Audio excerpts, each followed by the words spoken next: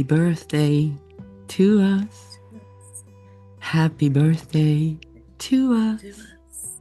us.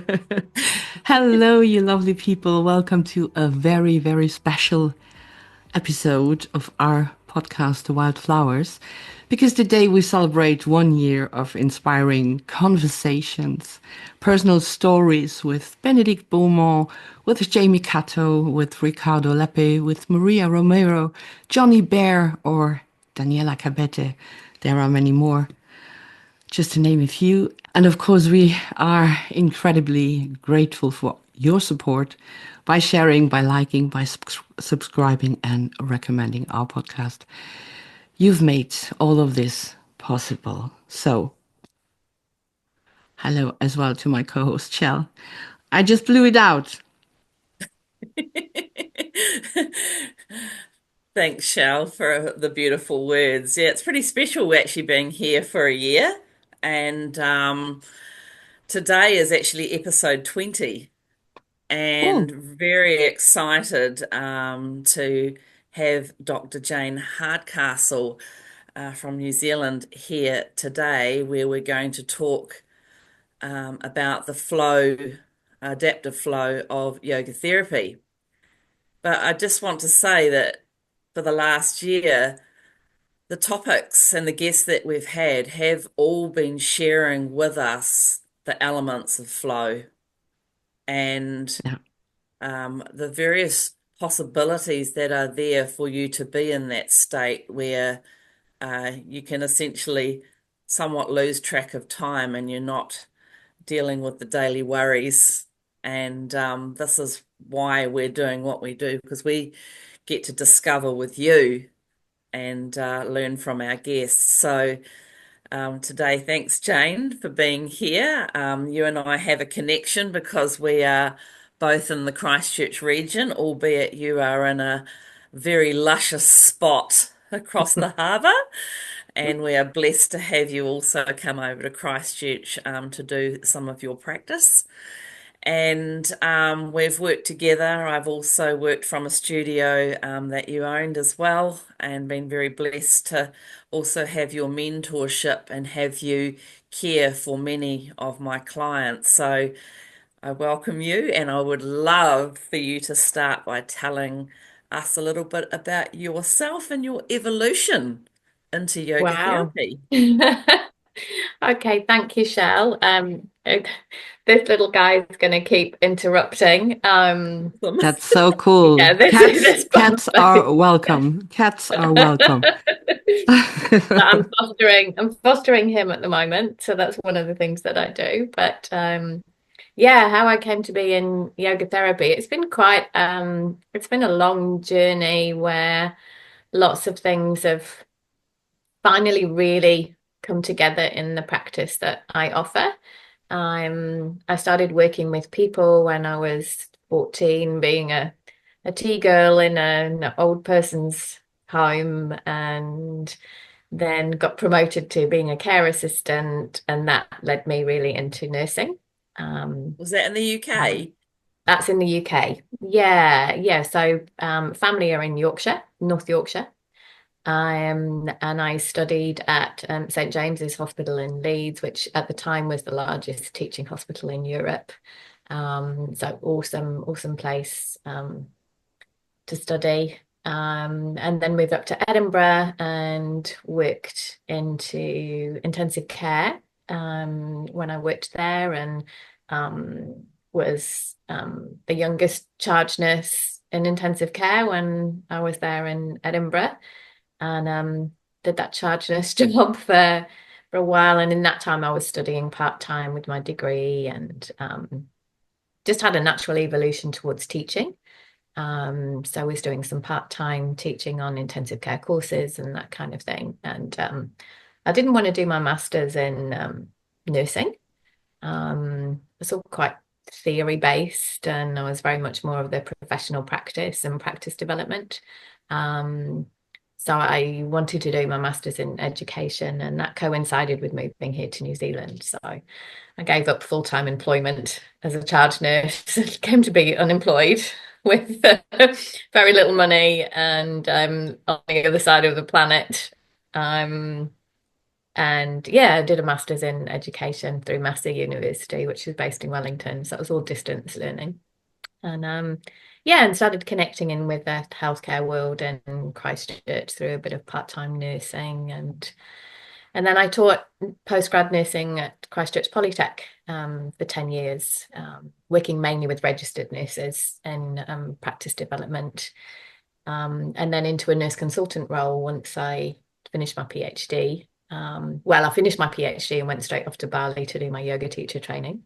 That was my treat to myself. And then I was teaching yoga and Pilates, and that was my work for a little while. It wasn't quite enough, so that's when the nurse consultant job came up at a private hospital. Again, practice development and helping people grow and improve practice and patient care.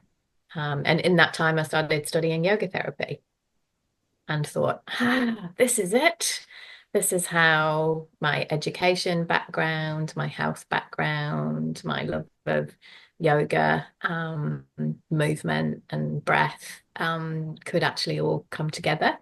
And it was really stimulated by a couple of fellow students where I was practicing and teaching yoga, who sought help for various health problems that they were having because they had a trust or a belief in me. And yeah, that was probably the real spark for yoga therapy study. So I studied in Christchurch and had to go over to Beijing to do a few bits of training because that was where the teacher I was studying with was offering those courses. So I've worked with Vincent Valletta, also advanced training with Donna Fahy and Leela Stewart, who's a really good friend and mentor in yoga therapy for me. I co-teach with Leela sometimes. And yeah, I was juggling part-time yoga therapy, part-time consulting. And then my business partner, my ex-business partner, and I decided we're great to create a space where we can have other practitioners who are involved in movement and wanting to help people really with the root cause of problems, restrictions, pains. So an optimal health, kind of Ayurvedic perspective into health. So we opened up a clinic space with a few practitioners, a few yoga teachers, and offered therapeutic yoga. So that was yoga therapy for a group setting. And we had that for 5 years, up until last year. And in that time, my yoga therapy practice with one-on-one has really developed and evolved. And so yeah, now I'm solo. Yoga therapy works, and really loving that. So I do 2 days in the city and 2 days here in Purau, which is, as Shell said, the other side of Littleton Harbour, a little bit more rural, and there's plenty of local people who really value health and are somewhat disappointed with Western medicine, particularly primary care. So that's where I am. So it really feels like everything has come together to allow me to do this. And I feel very privileged when people trust me and we can find a way of them achieving or being with something that they thought wasn't possible anymore. Yeah, or have even been told that you can't do that anymore. It's like, well, maybe you can, but it's a different way. It's a different way. It looks or feels a bit different. Yeah. What an incredible journey. Really, really. Wow. My respect. But it's quite amazing what you have, like, also all the steps you took to quite get there where you wanted to be, but still hanging a little bit on the old job, like maybe because of insecurities or, existence fears, and still going that way, going that path to reach your dreams finally. And that's amazing where you have been. And you said that you kind of broke a little bit with the Western medicine and going to the roots of all troubles, of all problems. I think that's the right way to do it, because we are still a little bit in our comfort zone. Like when we have a headache, we take a pill, we get rid of it, instead of looking where it comes from and why it's there. So that's quite amazing that you are actually combining as well those traditions, like yoga therapy integrates the best of Eastern and Western practice to approach health holistically. That's what we want. Addressing physical, psychological, emotional as well, and even energetic aspects. So, for those now who are not really familiar with it, what's the difference between usual classic yoga and yoga therapy? If we go right back to the origins of yoga and how it was supposed to be, the Yeah. original intentions behind it, it was never a group practice. A practice was prescribed, for want of a better word, by a guru or your particular teacher Mm-hmm. for where each person is at in their life at the moment. And it pays a really healthy nod to Ayurveda, which is about the 5 elements and the presence of those elements constitutionally in each person, and how that creates that person and supports that person or balances that person and the environment around. So practice would be very different in wintertime to how it is in the summertime. Food would be very different in winter to summer. Of course. So it's all of those things. So it was never intended to be a group practice, because one size does not fit all, whether it's relating to physical movement or spiritual connection or other things that are going on, body, mind, spirit things that are going on. So yoga is huge. It's so Mm-hmm. many different things to different people. But what a lot of people know yoga as is a group class. It's an asana class. There might be some pranayama, some breath work. There might be a nod to meditation. For some people, it's all meditation and there isn't really the movement. But yeah, that's what a lot of people know is the movement practice, which is really just one component. And originally, the movement practice, the asana practice, is intended to enable you to be mobile enough to be able to sit for meditation. Mm-hmm. That's what it's all about. Mm-hmm. Yeah, Yoga is sometimes that meditation. hurts. It's not. It's not 108 sun salutations and lots of planks and things grown in there. And but for some people that's what it is, and that fills their cup for what they're looking for. But it's quite a far cry from the original Mm-hmm. intentions. Yeah. And that's I'm still speaking very generalistic. There's all sorts of debates about the history of yoga, but Ayurveda actually preceded yoga, and yoga is one component of Ayurveda. So it's movement, breath, food, environment, interaction, relationships. It's all of those things. Mm. Mm. Yeah. Mm. So Jane, I might have this wrong, but are you one of 6 yoga therapy certified teachers in New Zealand, or is it yoga teachers? Yeah, there's about, I think there's maybe 6 or 7 of us who are registered yoga therapists with Yoga in New Zealand. There may be other yoga therapists that I don't know about because they're not Okay. registered. Yep. But there aren't very many. There aren't very many in New Zealand.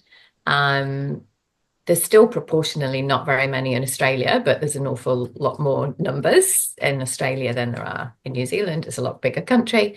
And it's been pretty well established in Britain, in the UK, for a long time through the British Wheel of Yoga. There's a yoga therapy association in Britain as well. So yeah, there's not very many of us. So it's a great question. What is yoga therapy? And most of my clients still don't know what it is when they come to see me, especially if someone else has recommended. They're like, well, I don't really know. But they don't have to, my practice doesn't have to include movement. For some people, that's not what it's about. And for other people, it's very movement based. So that goes back into the Ayurveda framework and a particular kosher model, which is all the layers of self. What is out of balance for this person, and it may be that this particular layer, but that's not accessible at the moment for me or them, and we work through to eventually get into the root cause of their suffering. So Jane, if anyone wants to become a yoga therapist, do they really have to source their education from outside New Zealand?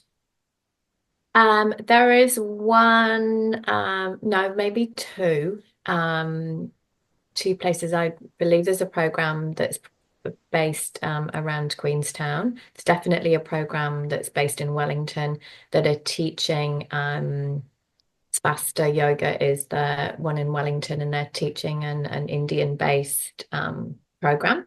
So it's like a satellite school, if you like. There's a lot of online, and there are meetings and things as well. I'm not intimately familiar with the program, but there's not a lot of option really. And I mean, yoga therapy could be even broader than yoga. Well, no, not probably, but it's still pretty broad.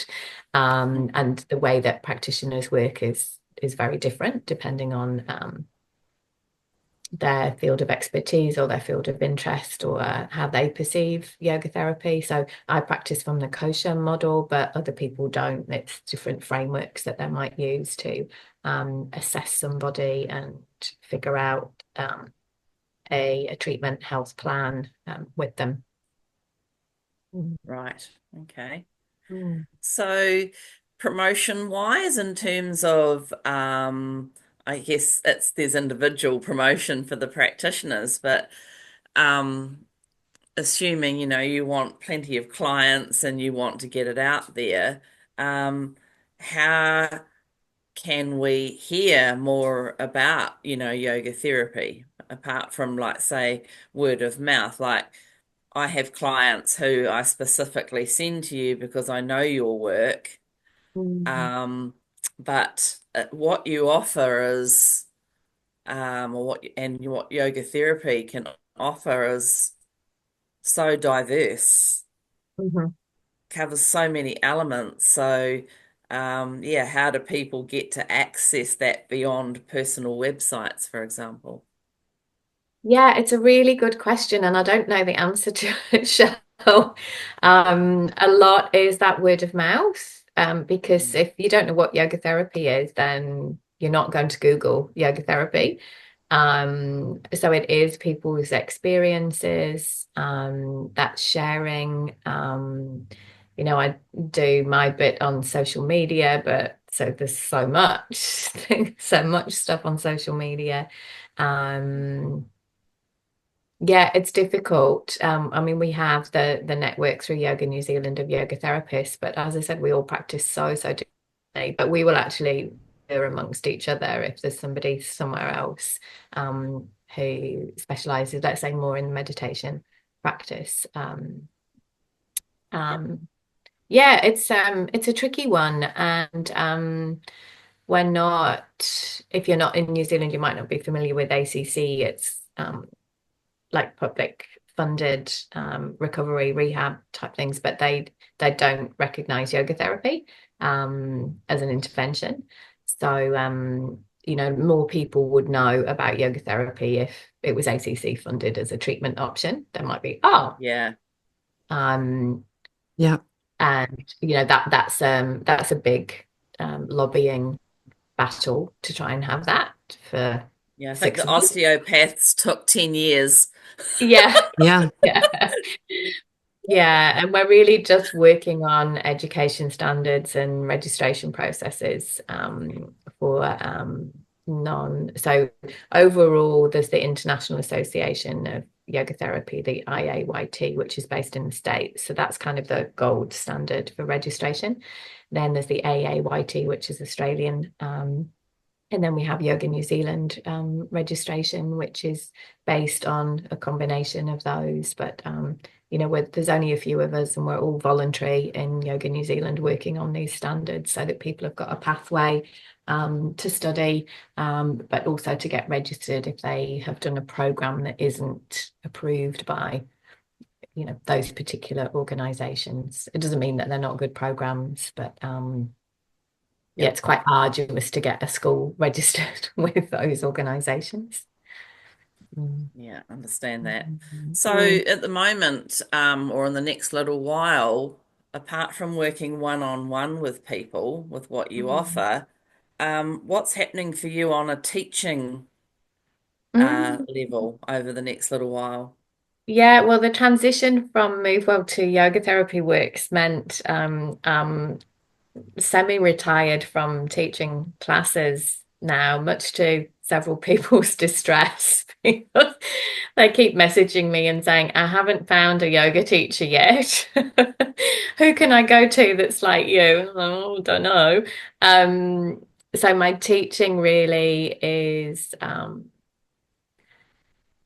restricted or constrained to I co-teach on yoga teacher training. So it's not yoga therapy training, it's yoga teacher training with my beautiful friend Juliet McConaughey of the School is Awakening Arts based in Takaka.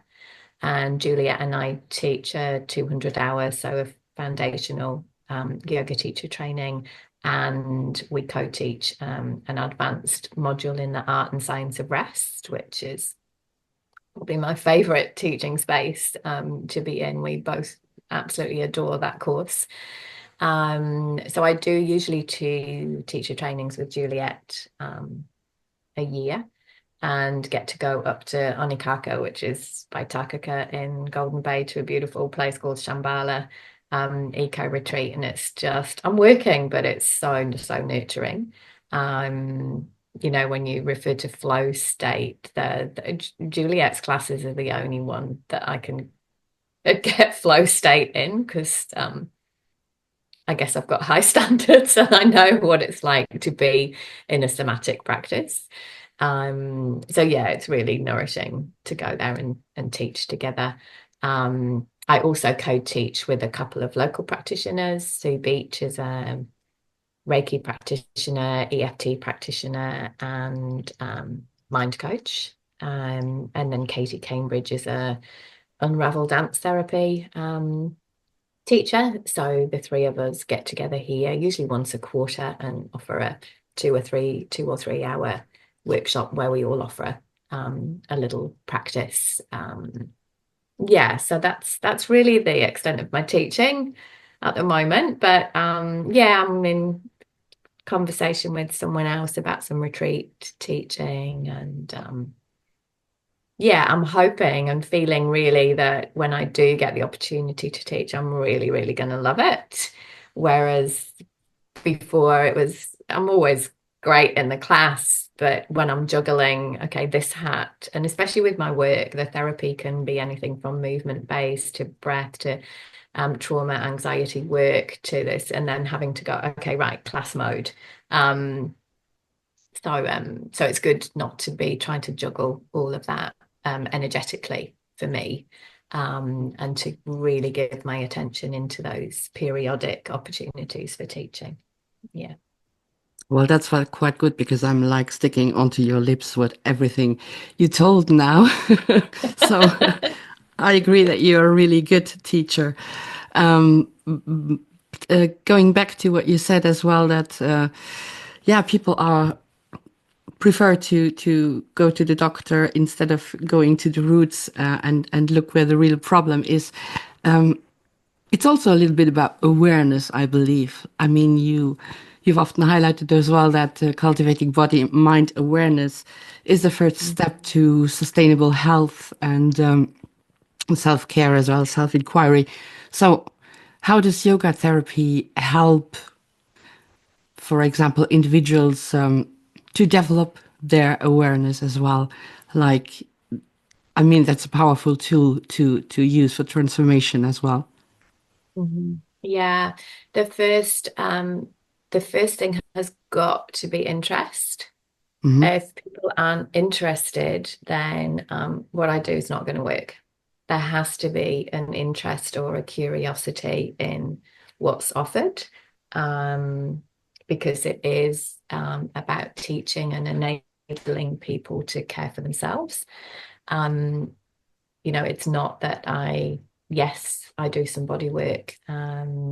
Yes, I do some manual therapy, but that's not really going to uncover Hmm. where pain or distress or dis-ease is actually coming from. So people have got to be interested. Sometimes if somebody's It's okay. referred someone, someone to me, then they'll come and they're like, I don't really know what to expect, but so and so told me to come and see you. Um, and that's, I think, where my education background comes in is how do I make this relevant? How do I make what I'm saying relevant to this person and what they want to achieve or how they want to be or how they don't want to be? And I think I do have a knack and skill for honing in and explaining it in Hmm. such a way that it makes sense. And adults, humans just want to make sense of stuff. This is how we're different from these guys. They don't really care what's going on. They're just happy animals. But humans drive themselves crazy by trying to figure stuff out. And sometimes we just don't know.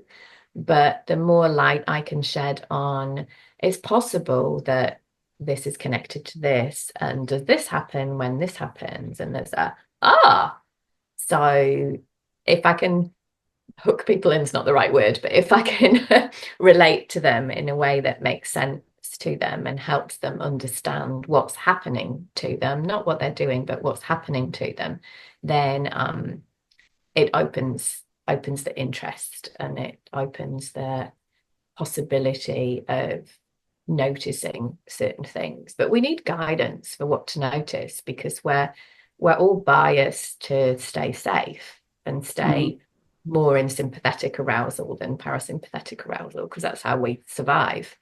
Um, so we're really good at noticing the things that we need to take action about or we need to protect ourselves about, and we're not as good at noticing, oh gosh, that's what contentment feels like. Wow. Wow. And we're not encouraged to really stop and notice because we don't need to take action. Like, oh, that's lovely. It's lovely. Whereas it's like, oh, that's really uncomfortable. It's really sore and it gets worse when I do this. And we're so biased towards the detail of discomfort or dis-ease We have to more. have an explanation for everything. Yeah. Yeah, yeah, Yeah. I think it's yeah. because of this. Well, maybe. It doesn't really matter how it got here. This is Hmm. where we're at the moment. Hmm. Um, yeah, I can't even remember what the question was. I hope I answered it. Oh, never mind. We have no script. We I we can't just either.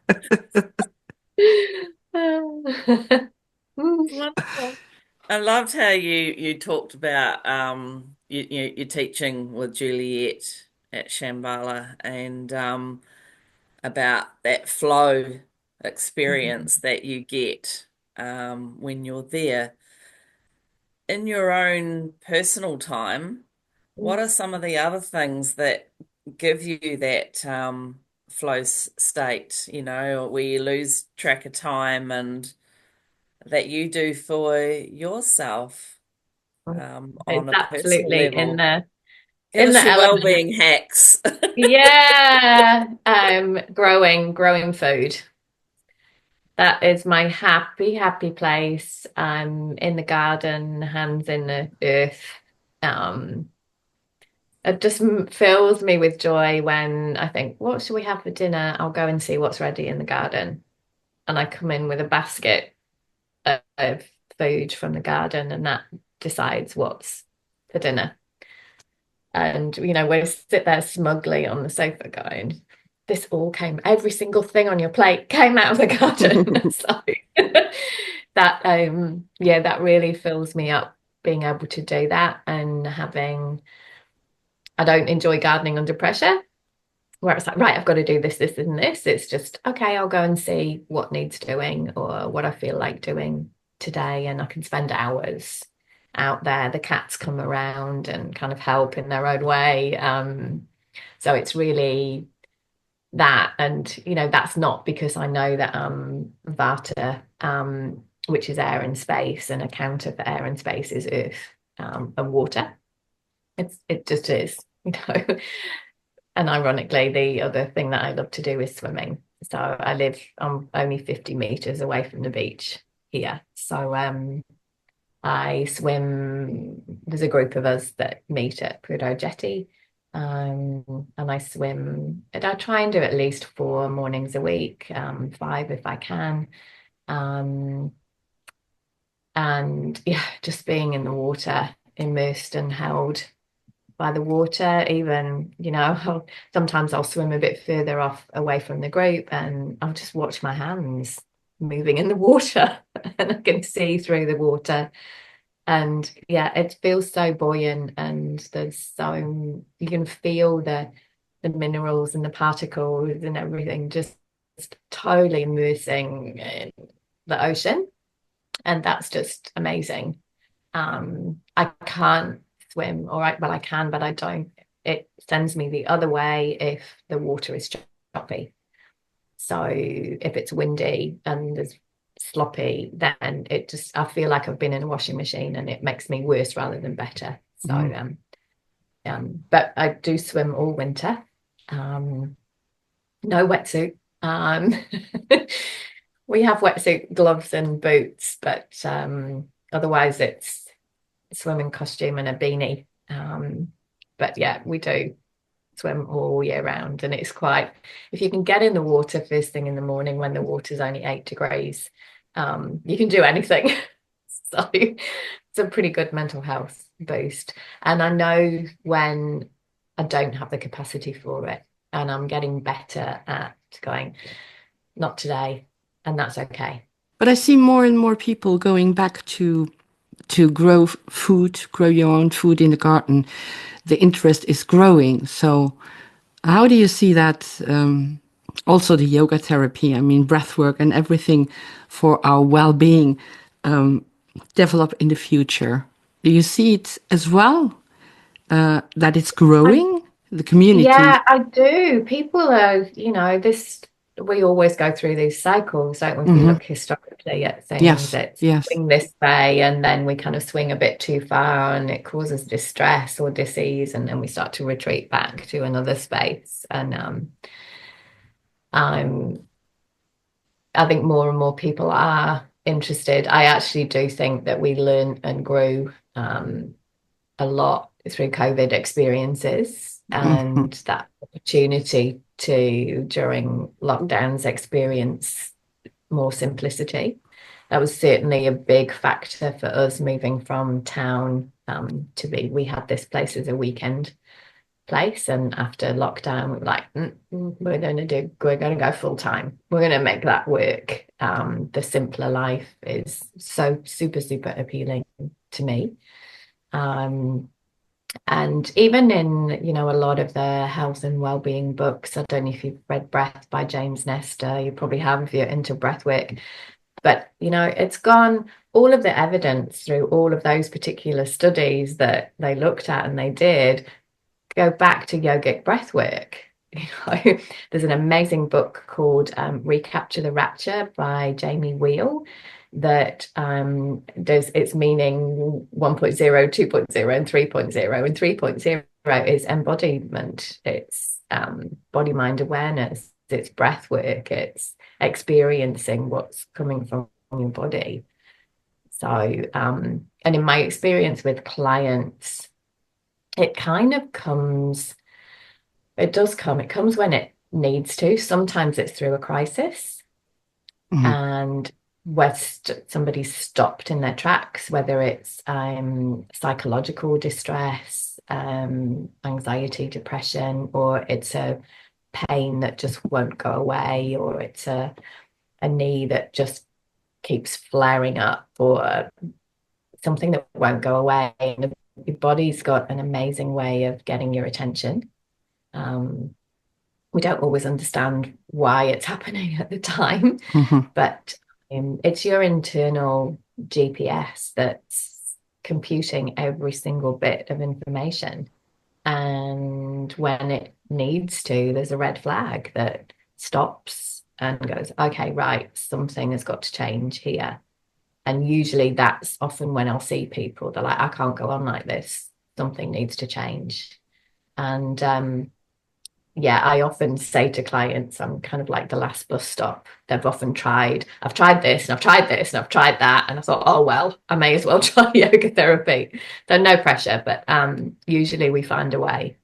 Um, and, they've been looking for it without knowing that they're looking for it. And your body is the ultimate guide. Mhm. And again, you've got to be interested in noticing, really. And sometimes a health crisis like that creates enough interest that there's a possibility of something being different. Mm. It was quite nice you mentioning Yeah. Jamie Wheel, because he's done huge amounts of work around flow states and Mm. risk and reward, Mm. and the different settings of choosing low risk for high reward, and yeah, high, yeah, all the combinations. And he gets you to look at your wellness plan based on picking the activities that you do for your well-being and the flow they give you, and having a balance, so you'd only pick, for example, one or two high risk, high rewards a year, but every day you're probably doing low reward, low risk if you're doing little meditations and things like that. Quite a cool model, but it's a great book. Yeah. And And it's not just doing those things, it's noticing what happens when you do it. And that's true, the it's one noticing. of the Mhm. it's that's why I love the name Awakening Arts for the school, because you're awakening to all of these things that are happening anyway. And when we awaken, it's like, oh wow, we develop this awe and wonder about, wow, look at that bean. That was only this big Mhm. yesterday. Now it's here. Wow. Yeah. Yeah. The Yeah. days when I'm so lucky I get the ferry across to work across the harbour, and it's Mm, always going to be a good day if there's a dolphin that pops up. It's like, wow. That's Things are yeah. amazing and fulfilling without having to necessarily seek those high rewards all the time. There are pretty Yeah. big rewards in day to day if we're interested enough and know how to notice. So mm, I teach lots of people how to notice.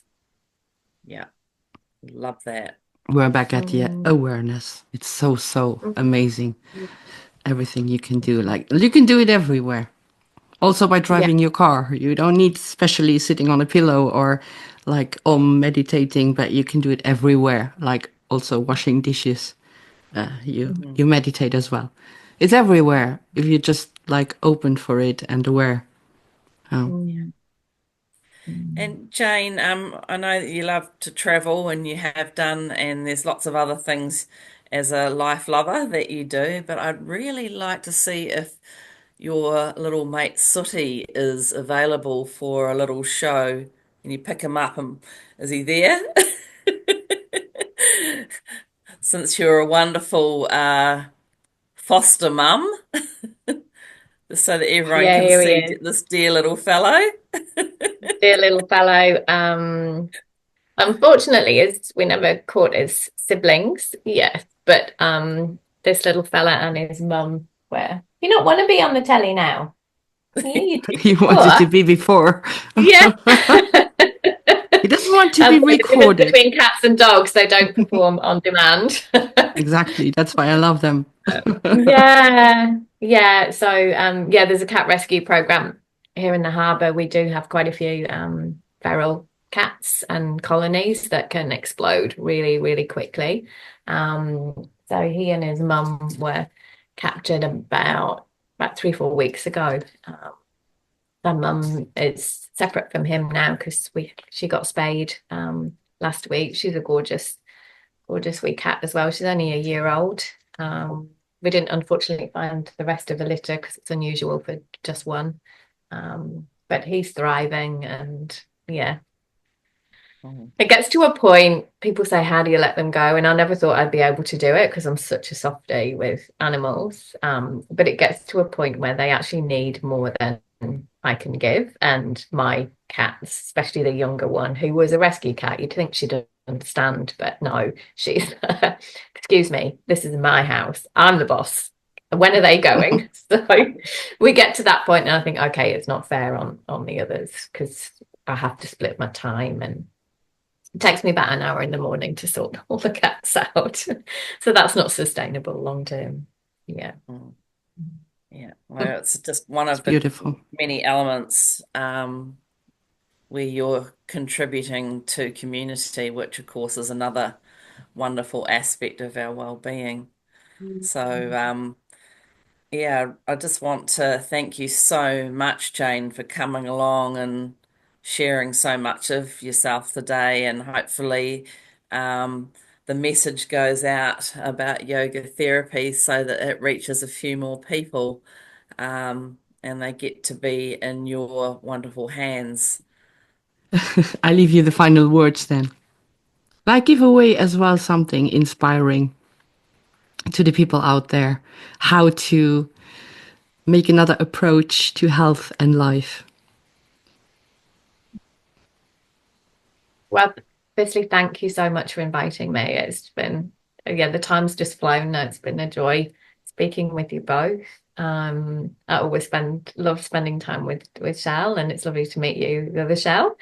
I think something that might be helpful, especially in these times where things feel uncertain and unsettled, perhaps, that we have this societal belief of, you've got to work hard and you only get rewards if you work hard. But one of the things I just ended up saying to several clients towards the end of last year was, it doesn't have to be hard to be helpful.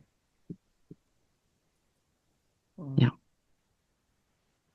So there's more than a bit of compassion in the approach to health, and it's just so much more about being than doing.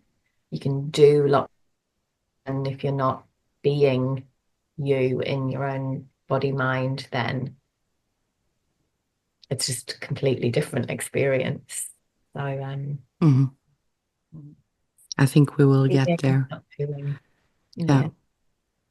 Well, That's where we thank will you so get. much, Jane. Thank you, Jane. You're welcome. Yeah, thank you, Michelle, as well, on our special anniversary Yeah, happy edition birthday, today. you too. Thank you. And as always, we are so grateful for you tuning in. This is episode 20, and we have a delightful description down below as we pop this onto YouTube that's going to link you through to Jane if you're curious, and tell you a little bit more about the episode outline. And we would love you to like, we'd love you to subscribe, and we'd love you to comment too if you have time, and that will help the wildflowers keep flowing. Thank you so much. Exactly. Thank you. Bye.